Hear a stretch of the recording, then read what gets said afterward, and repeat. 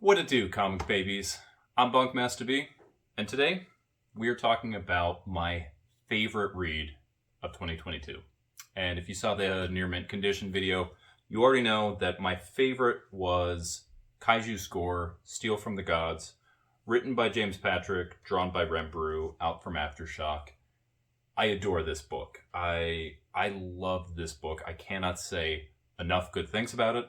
I'm going to say some good things about it, but just know going into this, I have way more good things to say about it. Everyone should read this book. This is amazing.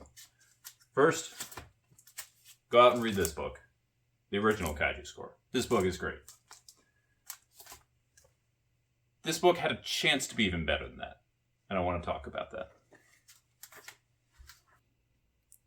Kaiju Score, Steal from the Gods, was my favorite read of last year.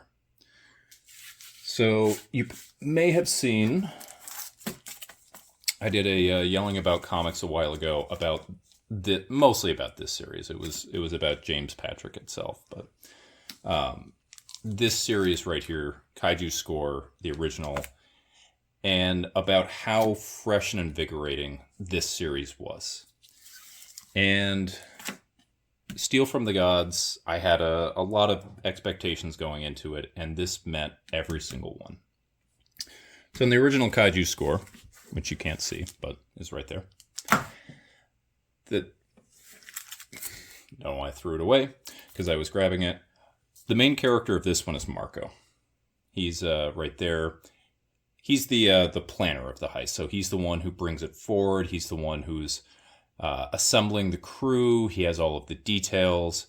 Marco's the mastermind behind all of this. And then, I guess, spoiler for the last series, after that one, they accomplish the score, and he tries to walk away and finds that it's not quite as sweet as he found. And at the very end of this series, Michelle, who was part of that last crew, approaches him and says that she's got another job.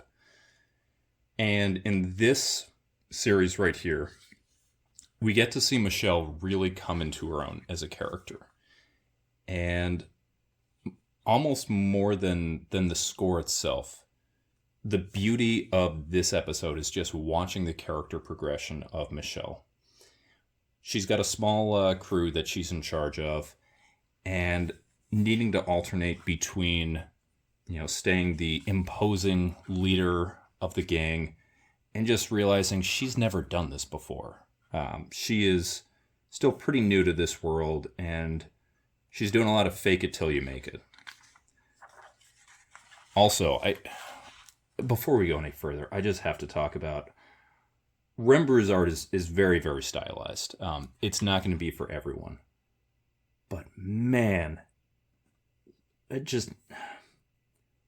I loved his art in Kaiju Score, but he took like 2 steps forward in this series. He did, and the color work on this as well is just incredible. I've said the best way that I know to describe Rem's art is kind of like a mid-2000s webcomic, but in the best possible way. I think very, very strongly of Penny Arcade when I look at his art. But man, has it just continued to get better and better. So in this one again, we've got Michelle leading her team right here and just taking charge, going through. Michelle's a badass in this. Also, shout out to the Lupin little Easter egg that she has right there. That is Lupin being run off the road right through there.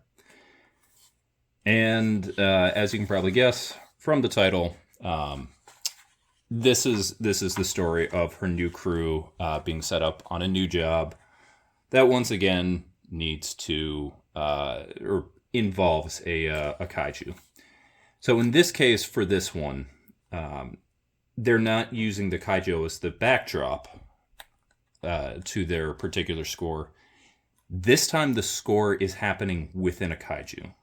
So the basic premise, this guy right here approaches her, because she has a particular skill set for kaiju-related crimes, and tells her that she is looking... Oh, by the way, you get to see, he comes in, thinks that he's controlling it, and then the gardener, one of her crew, just, of course, has sights on him, and just Michelle is just leading this, and also, like, look at that smoke trail. I mean, come on now.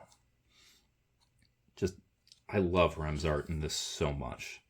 It makes me so sad that he drew all of this digitally, because I would love all of these pages. I would love to own all of these. But anyway, so he comes to her with a job offer where he tells her of a kaiju that is currently hibernating in Russia that back when it was alive happened to devour basically it's got an Aztec civilization, and there's a whole bunch of Aztec gold that's in there and available nowhere else in the world. And so he sets them up to break into a secure Russian facility in order to get access. There's one of the Aztec coins that they're looking for in order to access the kaiju itself, to get in there, get those back. And, it wouldn't be a heist comic if that's all that happened, because, of course not. And after this first issue, and one of the things I know I'm skipping around, but again, I love this series that much. Both Kaiju Score and Steal from the Gods are only 4-issue series. And they have, I think as far as the actual sort of standard page count, it's I believe it's 24 issues, or 24 pages, so you get a little bit more. And in the first issue, you get these fun little back matter pieces. But in both of these series, there's just so much that is crammed into each of these issues. I mean, just especially these first two. I couldn't believe it. I mean, this page right here is one of my favorites in the entire series. I mean, this is a heist that's going to basically be bankrolling their getting into the kaiju. And so you look at that and it goes, oh, okay, all right, so, we're probably going to be building up to that. So, we'll probably take a few issues and get there in a normal comic, and, we'll see what's happening there. This is them sitting around and discussing. This is the Russian setup, talking about the actual score that's going to get in there. But in this second issue, again, spoilers, Marco comes back.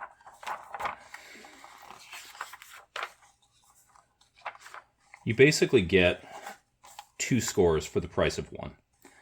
Because part of breaking into this particular, secure vault, they need retina access, and so they have to break into a bank in order to get it. And, I mean, again, this is, a bank heist of sorts, and this is just an interlude in this particular issue. They break in, they get the retina, everybody's going after them, we get this escape plan, and this is issue 2. This is issue 2. I can't say enough of good things about this. I mean, this is, rightly so, Brubaker and Phillips are kind of given the crown for best crime comics that are out there. But I mean, if you are a crime comic fan and you are not reading this series, I mean, there is something going on. It just, moves so quickly. And again, I think some people get scared off by that kaiju name and say, I don't really want monsters. But what's so clever about this is that it's not really a monster comic. This is at its heart a crime comic. Very stylized. There's definitely some influences from Richard Stark, Parker. I've talked with Jim about that, about how he's a big fan of that. But it's also fitting the style of Rem Brew. He talked about how when he saw Rem's art style, he needed to make it more of a score than a heist. And so it's flashy, it's movement. You can see on the cover, and we saw within the issue, we saw the escape on motorcycles. There's so much that's happening here that's amazing. And without spoiling the end of issue 4, I almost think that this series has at this point outgrown the kaiju label. I from this point forward, I'm all on board for the Michelle story. I'm fully on board for seeing, just what happens with the crime aspect for it. But I absolutely cannot wait to see where this goes. I realize this is an Aftershock title. They are currently in Chapter 11 bankruptcy protection. I think that's one of the big things. People just see bankruptcy and they think, oh, company's going away. It is bankruptcy protection. It's reorganizing. This series is something they have going for it. It's currently been optioned by Sony. At least to the best of my knowledge, it's one of their series that's been performing well. And I really have to hope it is. Because if we go out on just these two, meaning just these two series, I'm going to be so sad that we never get an oversized hardcover that this so clearly deserves. But that's it, guys. This is my favorite comic of last year. Go out, if you haven't read this one already, the original Kaiju score, grab the trade paperback, or you can probably find the issues really cheap. They won't be autographed like this one, but, they still read just fine. And then go read this one. I think the trade for this one came out in December of 2022. I believe it's out now. But if not, again, the issue shouldn't be that expensive. I don't think this was they knew that people wanted this one. Go out and grab it. Go out and read it. You'll love it. And with that, I've been Bunkmaster B. You guys have been amazing. See you this year.